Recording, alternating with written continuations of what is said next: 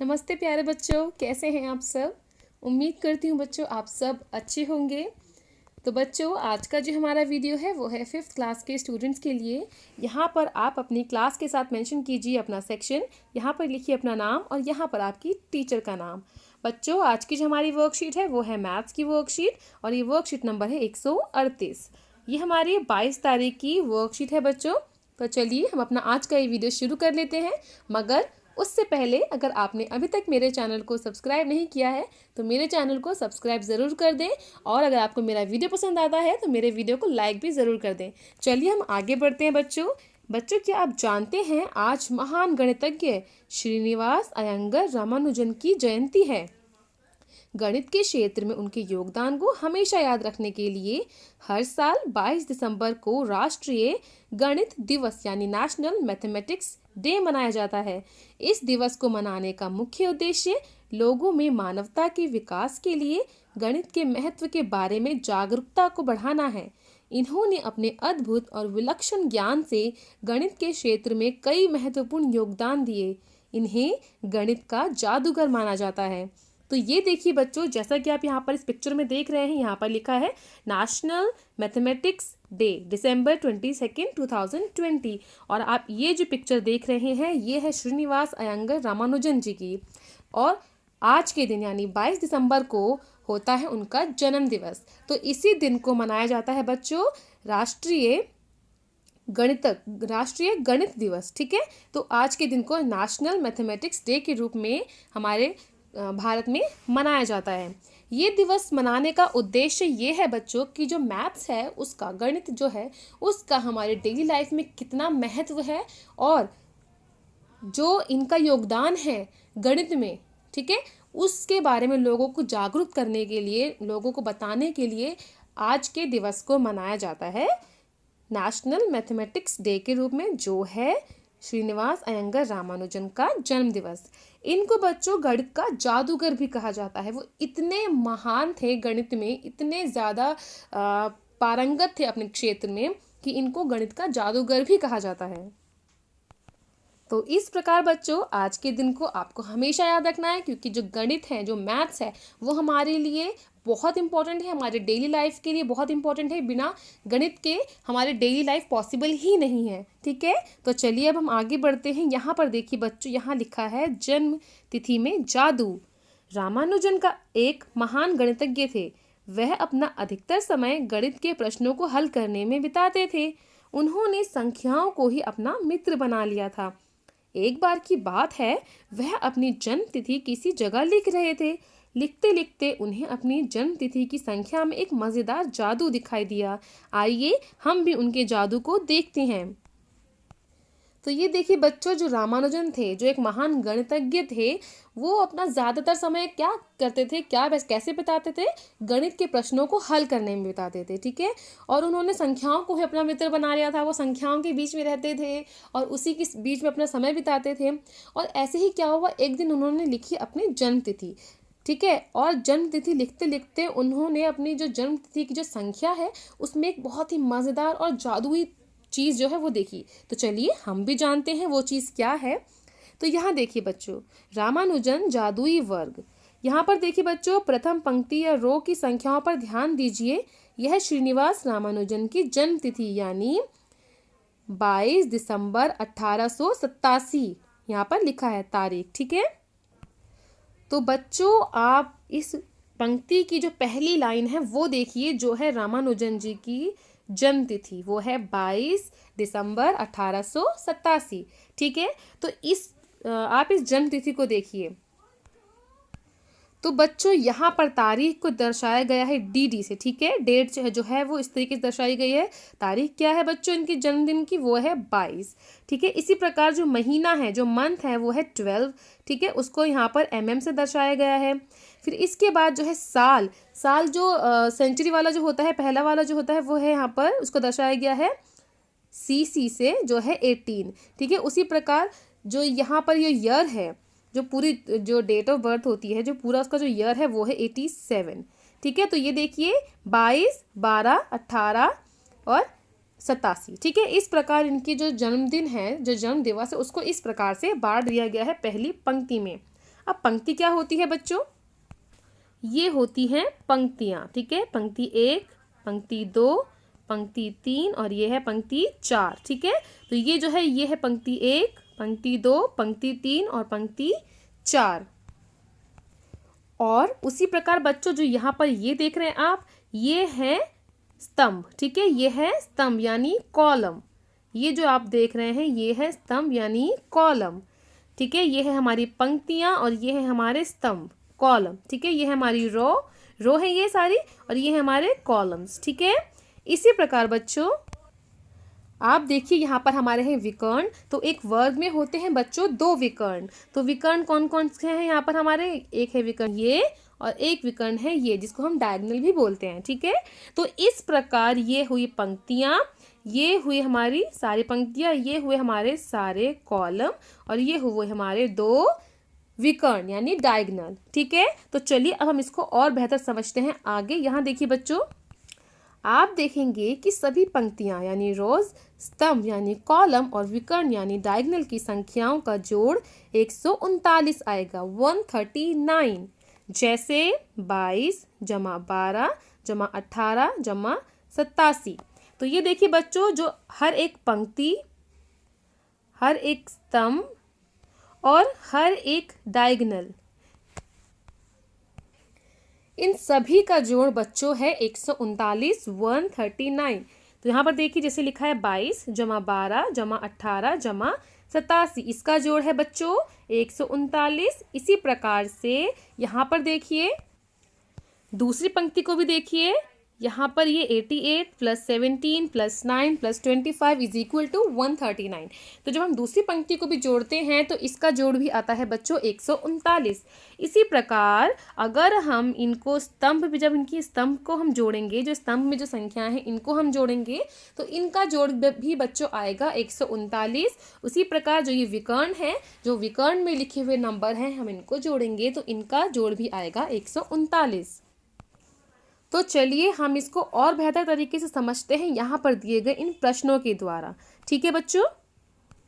तो यहाँ पर देखिए बच्चों, यहाँ पर जो पहला प्रश्न है वो ये है कि इस वर्ग के प्रत्येक पंक्ति यानी रोज तथा स्तंभ यानी कॉलम की संख्याओं का जोड़ करके देखें और पता लगाएं कि क्या सभी पंक्तियां तथा स्तंभों में संख्याओं का जोड़ बराबर है।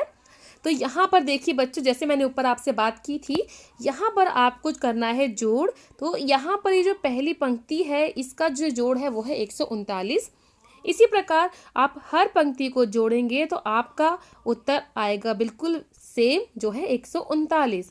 और इसी प्रकार अगर आप इन सारे स्तंभों को भी जोड़ते हैं तो इनका जोड़ भी आएगा बच्चों 139। आप इनको जोड़ के देखिए, इनको आप जमा कीजिए, इन सारे स्तंभों में जो डिजिट्स हैं इनको आप जोड़िए और इसके बाद देखिए इन सब का उत्तर आएगा बच्चों 139, ठीक है।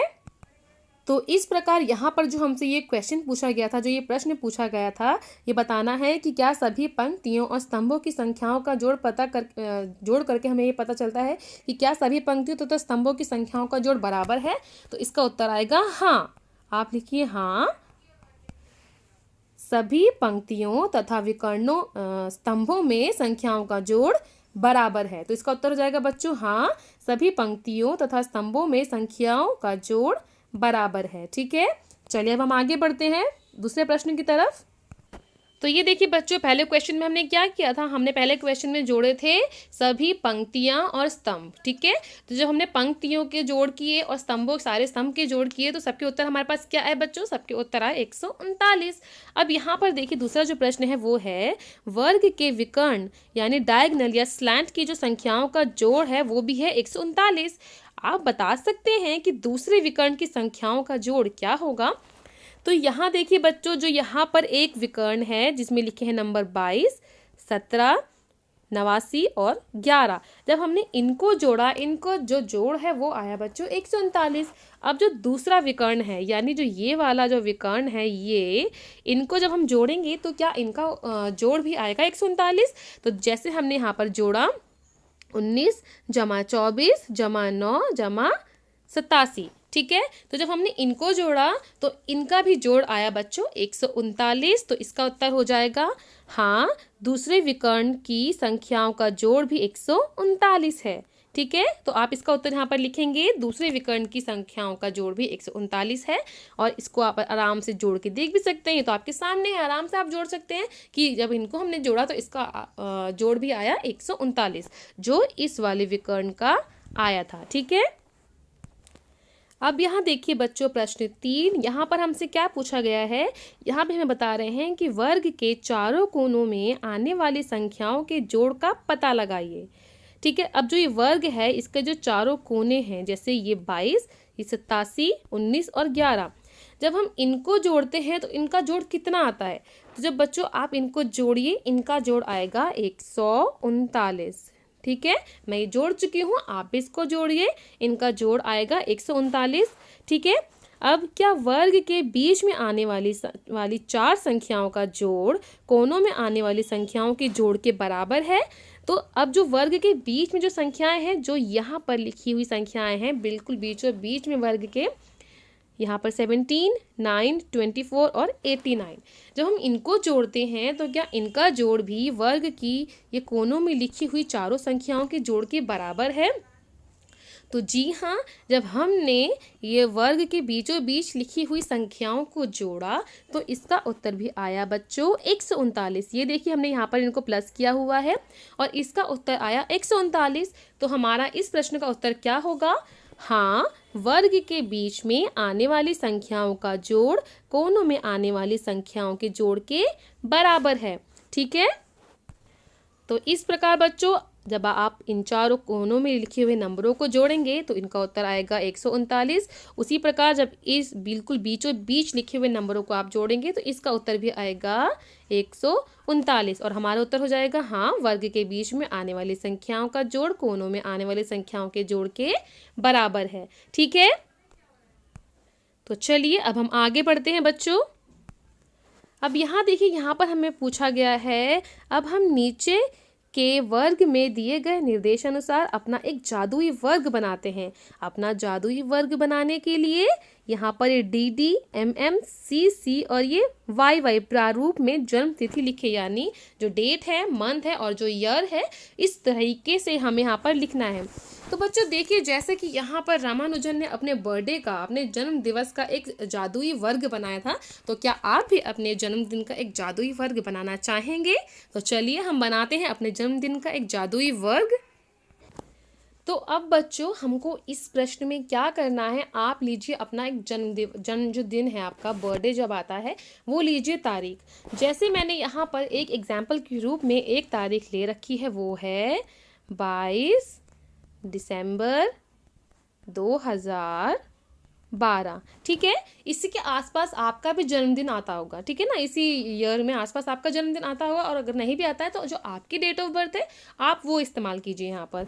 ठीक है, तो इस प्रकार यहाँ पर हमने लिख दी अपनी डेट, जो थी हमारी यहाँ पर जो डेट है वो है 22 तारीख, जो हमने यहाँ पर लिख दी।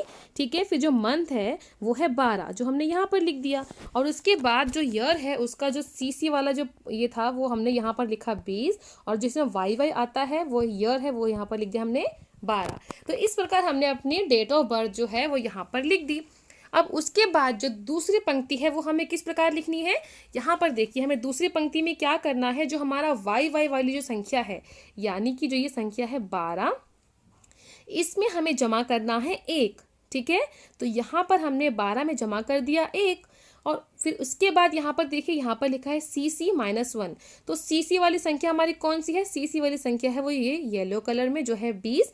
तो 20 में से हमें कितना माइनस करना है, 20 में से हमें माइनस करना है 1। तो यहाँ पर हमने लिख दिया 20-1।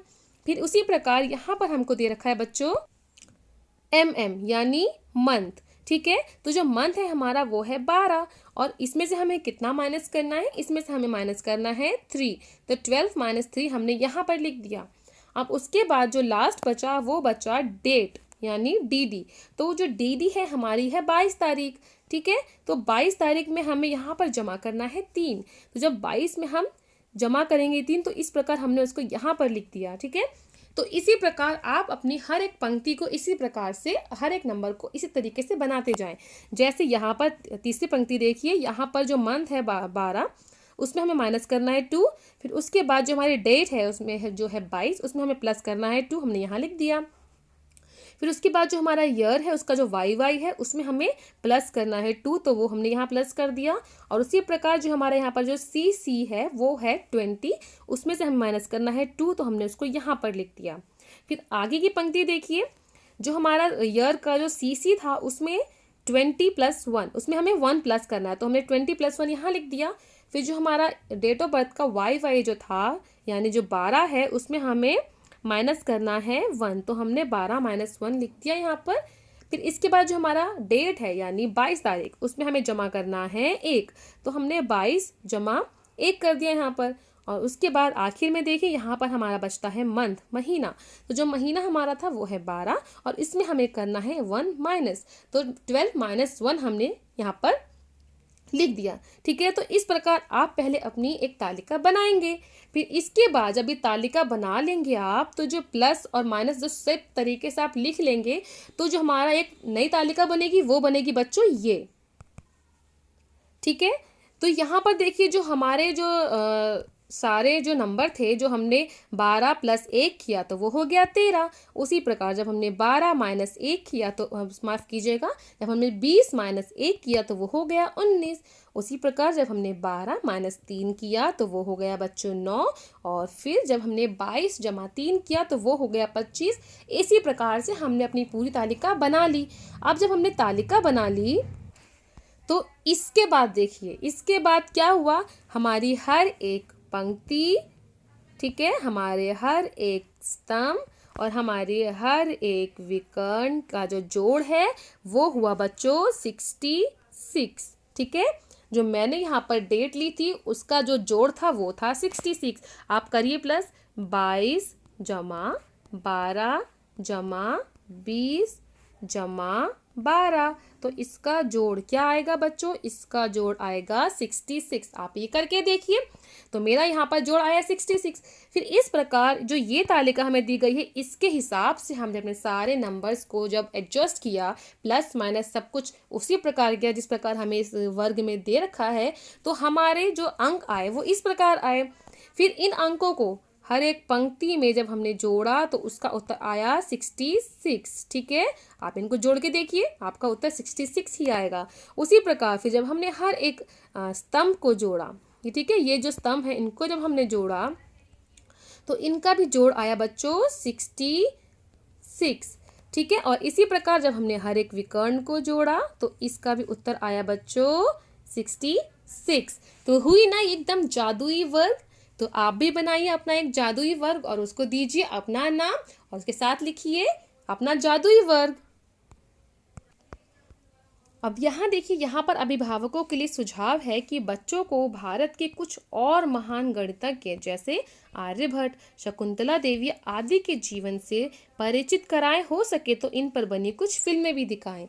तो जो हमारे देश के और भी बहुत सारे महान गणितज्ञ हुए हैं बच्चों, आर्यभट्ट, शकुंतला देवी, इस तरीके के बहुत सारे लोग हैं, तो इसके बारे में आप जानें। पेरेंट्स के लिए यही सुझाव है कि वो बच्चों को इनके बारे में बताएं और इन पर जो फिल्में बनी हैं, जैसे शकुंतला देवी पर एक फिल्म बनी है अभी रिसेंटली, तो आप वो मूवीज़ बच्चों को ज़रूर दिखाएं, क्योंकि ये सब चीज़ें, इन लोगों के बारे में जानना हर एक बच्चे के लिए बहुत ज़रूरी है और उनको पता होना चाहिए कि हमारे देश में भी कितने अच्छे अच्छे नगीने पैदा हुए हैं। ठीक है बच्चों, तो इसी के साथ हमारा आज का ये वीडियो कंप्लीट होता है। उम्मीद करती हूँ आपको मेरा ये वीडियो पसंद आया होगा, आपको समझ आया होगा। तो चलिए जल्द ही मिलूंगी आपसे एक नई वीडियो के साथ, तब तक पढ़ते रहें, बढ़ते रहें। Thanks for watching, bye bye.